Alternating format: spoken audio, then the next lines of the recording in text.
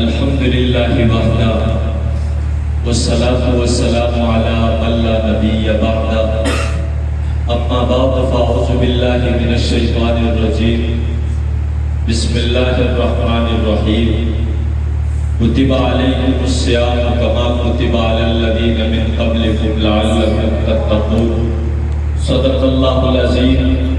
سامعین کرام، جیسا کہ آپ حضرات کے علم میں ہے کہ رمضان المبارک کا مہینہ چل رہا ہے اور رمضان المبارک کا مہینہ برکت و عظمتوں والا مہینہ ہے۔ جنت عظیم میں ایک دروازہ ہے جسے ریان کہا جاتا ہے، اس سے روزدار داخل ہوں گے۔ اور ایک صحابی رسول صلی اللہ تعالی علیہ وسلم کے فرمان بیان کرتے ہوئے وہ یوں گویا ہوتے ہیں کہ جب رمضان کا مہینہ آتا تو جناب محمد کریم علیہ السلام فرمایا کرتے تھے کہ اے لوگوں، رمضان المبارک کا مہینہ آ گیا ہے، یہ برکتوں والا مہینہ ہے، اس میں اپنا عمل وہ اللہ کو دکھلاؤ۔ اور یہ رمضان المبارک کا مہینہ اتنی عظمتوں والا ہے، میں آپ کو نصحت المجالس کا ایک واقعہ آپ کے سماعتوں کی نظر کرنے لگا ہوں۔ نصحت المجالس کے اندر ایک واقعہ لکھا گیا ہے کہ رمضان المبارک کا مہینہ تھا، ایک مجوسی کا بیٹا وہ کل عام روزے کی حالت میں، یعنی روزے کا مہینہ تھا اور دن تھا، کیونکہ مجوسی تو مسلمان نہیں ہے تو وہ کل عام باہر بیٹھ کر کا پی رہا تھا۔ اتنے میں اس مجوسی لڑکے کے والد آئے اور اس نے کہا بیٹا، اسے پکڑا اور اسے ڈانٹا اور اس کی سرزنش کی کہ آپ جو کل عام کا پی رہے ہو، کیا آپ کو پتہ نہیں ہے یہ ماہ سیام ہے، یہ ماہ مقدس ہے، یہ رمضان المبارک ہے، یہ مسلمانوں کے ہاں بڑی عظمتوں، برکتوں اور عظمتوں والا مہینہ ہے، لہٰذا آپ یہ کیا کر رہے ہیں؟ اس سے مسلمانوں کے جذبات مجروح ہوتے ہیں، اس سے مسلمانوں کی دل کو تکلیف پہنچتی ہے، آپ کل عام نہ کھایا پیا کریں۔ اور انہیں ڈانٹا۔ زمانہ چلتا رہا، اسی مجوسی کے پڑوس میں ایک بڑے اللہ والے رہتے تھے۔ اب وہ دیکھتے ہیں کہ اس مجوسی کا انتقال ہوا اور یہ دنیا سے چلے گئے، یہ بزرگ رات کو سو رہے ہیں، اتنے میں یہ ایک خواب دیکھتے ہیں کہ وہی مجوسی جس نے اپنے بیٹے کو کل عام روزے کے مہینے میں کھانے پینے پر ڈانٹا تھا، یہی مجوسی والد، یہی مجوسی باپ، یہ جنت میں اور جنت کے پہاڑوں میں گھوم کر مزے کر رہے ہیں۔ یہ اللہ والے بڑے حیران ہوئے اور اس نے کہا کہ یہ تو ایک مجوسی ہے، یہ جنت میں کیا کر رہا ہے؟ تو اسی خوابانہ منظر کے اندر اس سے پوچھا کہ آپ تو مجوسی ہیں، آپ جنت میں کیا کر رہے ہیں؟ اس نے کہا کہ میرا ایک ہی عمل اللہ کو اتنا پسند آیا کہ دنیا سے جانے کے وقت اللہ نے مجھے کلمے کی توفیق بھی دے دی اور مجھے بخشا بھی۔ کہاں وہ عمل کون سا ہے جس کی بدولت آپ کو ایمان جیسی نعمت ملی اور آپ کو جنت ملا؟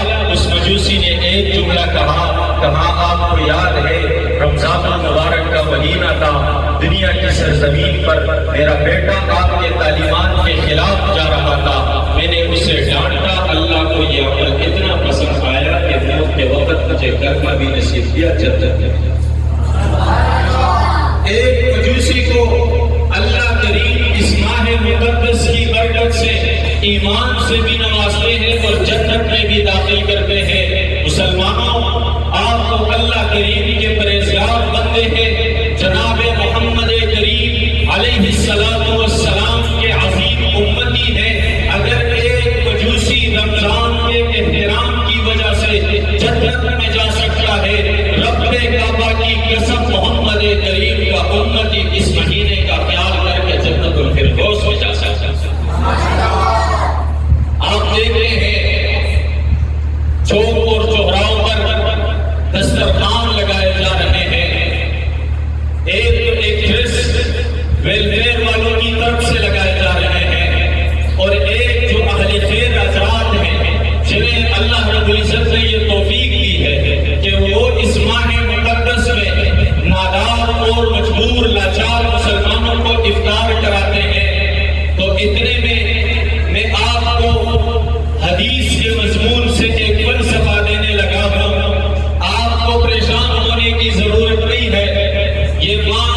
اور یہ ماہ سیام یہ اس قدر تاثیر رکھتی ہے کہ اس میں اجر ہی اجر ہے، یہ نیکیوں کا سیزن کا مہینہ ہے۔ یہ کسی کی خام خیالی ہوگی، کپڑے کا تاجر سوچ رہا ہوگا میرے سیزن تو یہی ہے، میرے کمانے کے دن تو یہی ہے۔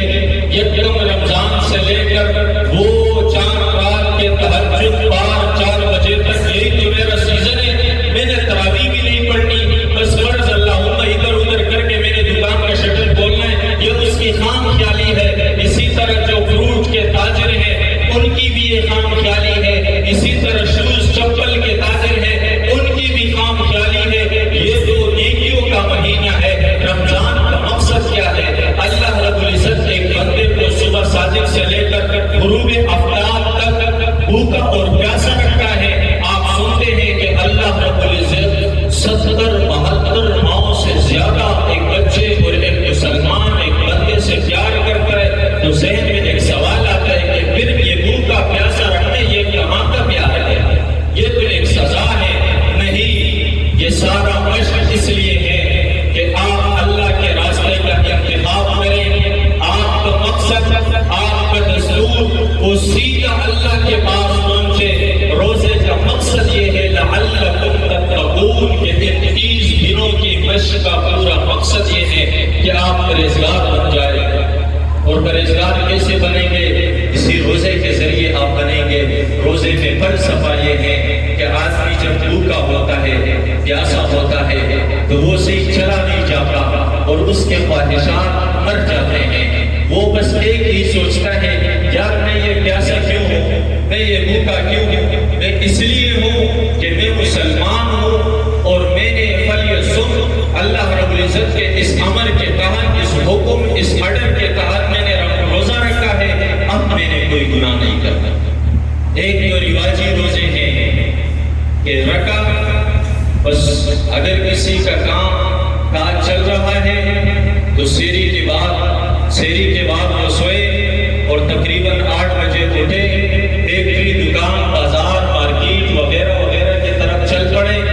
نماز کا کوئی آپ کا پتہ نہیں، بس افطاری کے وقت وہ دسترخوان پر بیٹھے اور گئے بس روزہ تو رکھے، مجھ سے بڑا جنتی کوئی ہو سکتا ہے، اور نماز ہو جائے گی بعد میں کرتے ہیں۔ یہ نماز الگ فرض ہے، روزہ الگ فرض ہے۔ اب مثلا ایک گاڑی ہے، آپ کہہ سکتے ہیں کہ اس کو ٹائر لگا دیں اور اس سے انجن نکال دیں اور اس میں بیٹھ جائے، لوگ آپ سے سوال کریں بھائی جانا کہاں ہے، آپ نے انہیں جواب دیا کہ میں نے تو اسلام آباد کا رخ کیا ہے، کراچی کی اسلام آباد۔ وہ تجھے کہیں گے کہ بھائی اس میں انجن نہیں ہے، تو کہے کہ اس میں تو میں نے اعلیٰ قسم کوالٹی کے ٹیر لگائے ہیں۔ وہ کہتے ہیں ٹیر تو ویسے سہارا ہے، اصل میں جانے والی چیز انجن ہے۔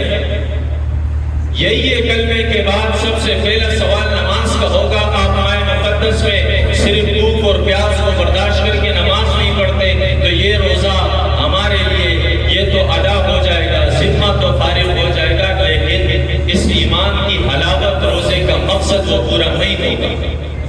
اسی طرح یہ اتنی عظمتوں والا مہینہ ہے کہ میں بات کر رہا تھا کہ بڑے دسترخوان لگتے ہیں، لیکن اگر آپ بھی یہ سوچتے ہیں کہ میں بھی کسی مسلمان کو افطار کراؤں تو 18-20 آئٹم تیار کرنے کی ضرورت نہیں ہے۔ حدیث شریف میں آتا ہے کہ اگر کوئی کسی مسلمان کو روزہ افطار کرائے گا تو اللہ انہیں بھی اتنا ہی اجر دے گا جتنا کہ روزہ دار کو دیتا ہے، اور روزہ دار کے اجر میں کوئی کمی نہیں آئے گا۔ تو پھر سوال یہ پیدا ہوتا ہے کہ ایک غریب شخص ہے، وہ سوال کرے کہ میں تو غریب ہوں، میری بس کی بات نہیں ہے کہ میں کسی کو افطار کراؤں، تو چاہے وہ ایک کھجور یا ایک جوارہ کسی کو دے دے، وہ اس سے اپنا روزہ کھول دے اخلاص کے ساتھ، اس کو یہ فضیلت حاصل ہو جائے۔ دوسرے حدیث شریف کے اندر آتا ہے کہ جو ایک مسلمان روزے دار کو پیٹ بھر کر کھانا کھلائے گا، اللہ کریم اس کو حوض کوثر سے ایسے پانی پلائیں گے کہ میدان محشر تک اسے پیاس نہیں لگے گی۔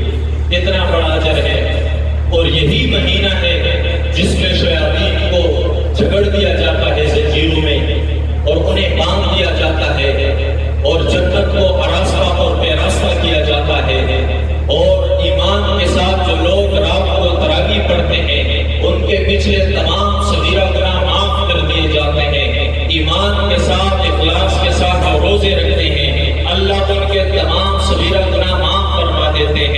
اور اس امت کو اللہ تعالیٰ نے یہ خصوصیات دی ہیں جو پچھلے امتوں کو نہیں دی گئی. وہ خصوصیات یہ ہیں کہ ایک اس روزے دار کے منہ کا بو وہ اللہ کے نزدیک مشک و عنبر جیسے عطر سے زیادہ محبوب اور پسندیدہ ہے. دوسرا یہ ہے کہ افطار کے وقت سمندر کی مچھلیاں اس روزے دار کے لیے دعائیں کرتے ہیں. تیسرا یہ ہے کہ اس روزے دار کے لیے اللہ رب العزت اسی رمضان میں 4 رات تک ان کی مغفرت فرما دیتے ہیں. یہ خصوصیات آپ کے پاس ہیں. یہ حضرت موسیٰ علیہ السلام کے امت کو نہیں ملے, حضرت عیسیٰ علیہ السلام کے امت کو نہیں ملے, حضرت آدم علیہ السلام جنہیں ابو البشر کہا جاتا ہے ان سے لے کر حضرت عیسیٰ علیہ السلام کے زمانے تک یہ اتنی ساری نعمتیں رمضان کے اندر کسی امت کو نہیں ملی. یہ صرف آپ کو ملے ہیں. اور دوسری بات, اس رات اس مہینے میں یہ تو سارا مہینہ نیکیوں کا سیزن ہے.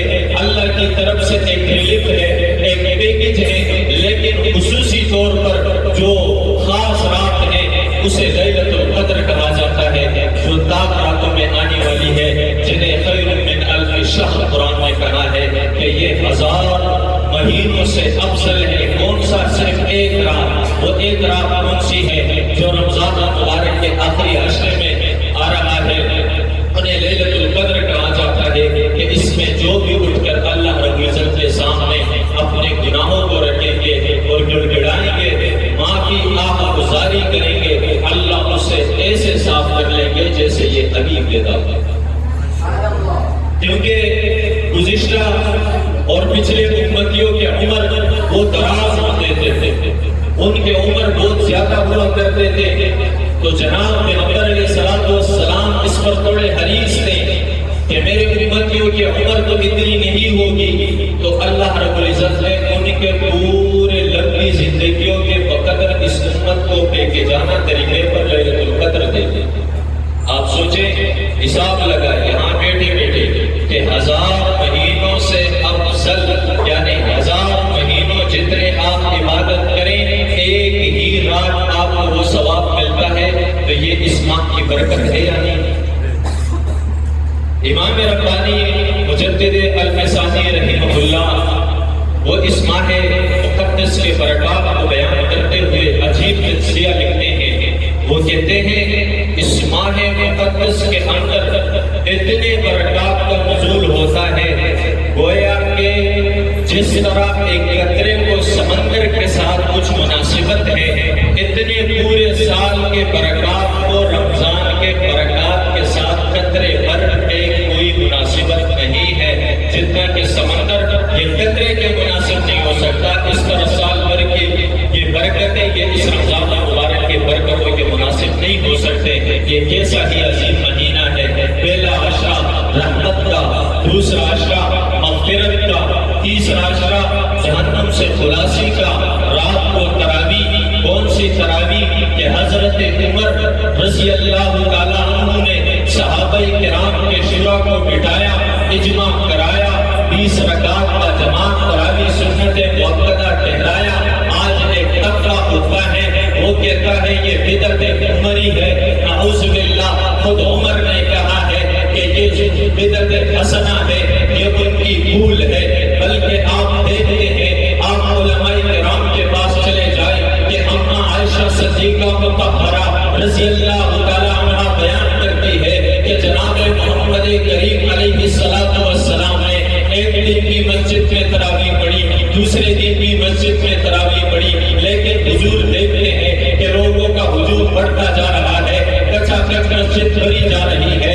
جناب محمد کریم نے اس موت کی وجہ سے اس مسجد میں تراویح پڑھنا چھوڑ دیے ہیں کہ کہیں ایسا نہ ہو کہ تراویح کی نماز یہ فرض عین بن جائے. کیونکہ حضور علیہ السلام اس امت کو آسانی کے لیے سوچ رہے تھے. اس کا مطلب یہ نہیں کہ حضور نے تمام تراویح باجماعت نہیں کی ہے. تو جناب اب یہ سنت نہیں ہے. ایک طبقہ تو کفر کا ہے, ایک طبقہ روافض ہے جو اس 20 رکعت تراویح پر تکلیف اٹھاتے ہیں. وہ بدبخت اس ماہ مقدس کے اندر ایسے عظیم عمل کو جس میں حضرت محمد کریم کی سنت بھی زندہ ہوتے ہیں, حضرت جبرائیل کی سنت بھی زندہ اس تراویح کے عمل پر وار کرتے ہیں، اور ایک طبقہ ہمارے مسلمانوں کے دائرے کے اندر جنہیں غیر مقلدین کہا جاتا ہے وہ اگرچہ نفس تراویح ذات تراویح کا انکار نہیں کرتے، لیکن وہ 20 رکعت تراویح پر مشتمل اس عمل کا انکار کرتے ہیں۔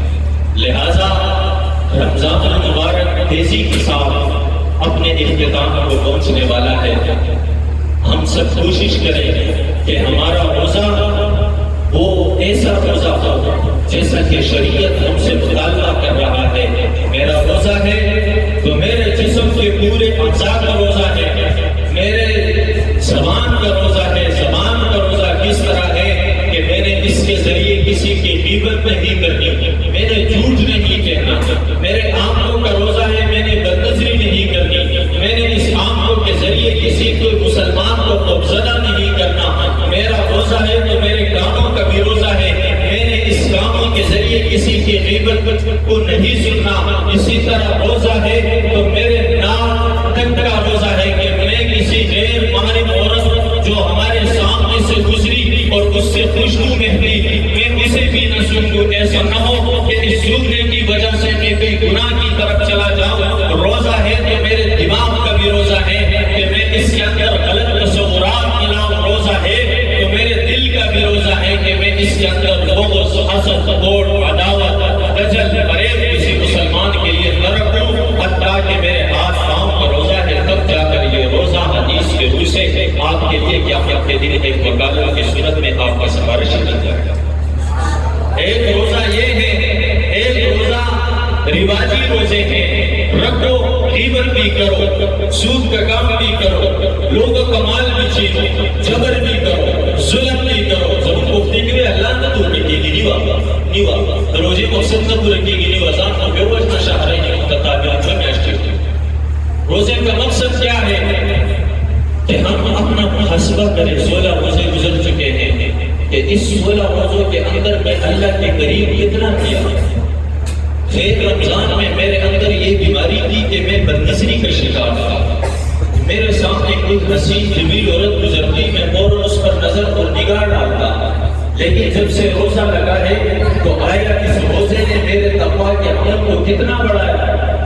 دیکھیں یار، پہلے ہم مجلس میں گدرین میں ساتھیوں کے پاس بیٹھکوں میں بیٹھ کے غیبتیں کیا کرتے تھے، اب جب سے رمضان المبارک کا مہینہ آیا ہے تو اس روزے نے میرے تقویٰ کے لیول اور معیار کو کتنا بڑھایا ہے۔ اس کو سوچے، دیکھیں یار، پہلے مجھے خود بھی پتہ نہیں چلتا تھا، باتوں باتوں میں مجھ سے جھوٹ کھلوایا اور بلوایا جاتا تھا، میں مذاکرین خود ہی جھوٹ بولتا تھا۔ اب جو روزہ آیا ہے میرے اندر کتنی سکت اور کتنی مضبوطی آئی ہے اللہ کی خوف کی وجہ سے کہ میں نے جھوٹ چھوڑ دیا ہے۔ اسی طرح روزے ہوں گے تو انشاءاللہ تعالی یہ اللہ کے ہاں آپ کے لیے نجات اور آپ کے لیے شفاعت کے لیے یہ کارآمد ہوں گے۔ اگر یہ سے روزے ہوں گے جس میں غیبت ہوگی، حدیث میں آتا ہے کہ اپنی بات مختصر کرنے لگا کہ بجز کچھ روزے دار اس طرح ہیں جنہیں بھوکا اور پیاسا رہنے کے علاوہ کچھ حاصل نہیں ہوتا۔ فرمایا وہ روزے دار جو مثلا سحری تو حلال مال حلال سے کرے لیکن بیچارے کا سود کا کاروبار ہے، الحمدللہ ہم سب مسلمان اور سود کو حرام سمجھتے، سود پر لعنت بیچے، تو اب جب افطاری کا وقت آیا تو اس نے مال حرام سے یا کسی سے چوری چپٹے اسلحے کے زور پر کوئی مال لی اور اس سے روزہ افطار کرایا تو پورا دن کا اجر ہوا میں اڑا، ایروں سے ہی زیرو پہ آ گیا۔ کیوں کہ خاتمہ بالخیر نہیں ہوا، بالشر ہوا، اور بالشر جو ہو جاتے وہ اللہ کے ہاں مقبول نہیں رہتا۔ اسی طرح پورے رات کسی خوش الحان کاری کے پیچھے 3 پارے اس نے مسلسل دھیان کے ساتھ سنے، پاؤں پر ورم آ گئے، پاؤں سوج گئے اور نیند کی حالت ہے، غلبہ ہے، لیکن نکلے کسی اپنے مسلمان بھائی کے غیراضی کہ وہ غیراضر ہو، انہوں نے اس کی غیبت کی تو سارا تراویح کا عمل اس کے کھاتے میں چلا گیا، ہم اوپر سے گنہگار ہوئے۔ تو لہٰذا اللہ رب العزت سے دعا ہے، بخشش کی راتے ہیں، مغفرت کی راتے ہیں، اللہ اللہ کی طرف سے فیضان ہے، رحمتوں کی بارشیں ہیں، مسلسل مسلمانوں کے لیے رعایتیں ہیں۔ تو ہم سب دعا کریں کہ اللہ رب العزت ہمارے پورے امت مسلمہ کے مسلمانوں کے اصلاح فرمائے اور مسلم امہ کے اندر اتحاد، اتفاق اور ایک الہیت، بھائی چارگی، اخوت یہ ہمارے اندر پیدا کرے اور اللہ رب العزت ہمارے حال پر رحم فرمائے۔ اور میں کوشش، آپ بھی کوشش کریں، میں امید کرتا ہوں کہ بقیہ رمضان وہ ہمارے اس ترتیب سے گزرے گا انشاءاللہ تعالیٰ۔ سال بھر آپ متقی رہیں گے، موت کا کیا پتہ کس وقت آ جائے، چلتی ہوائیں جس پہ لگ جائے۔ تو اللہ تعالیٰ ہم سب کو ان ٹوٹی پھوٹی باتوں پر مجھ جیسے کم علم، کم عمر کو عمل کرنے کی توفیق عطا فرمائے اور آپ جیسے باشعور پیارے مسلمان بھائیوں کو اس پر عمل کرنے کی توفیق عطا فرمائے۔ وآخر دعوانا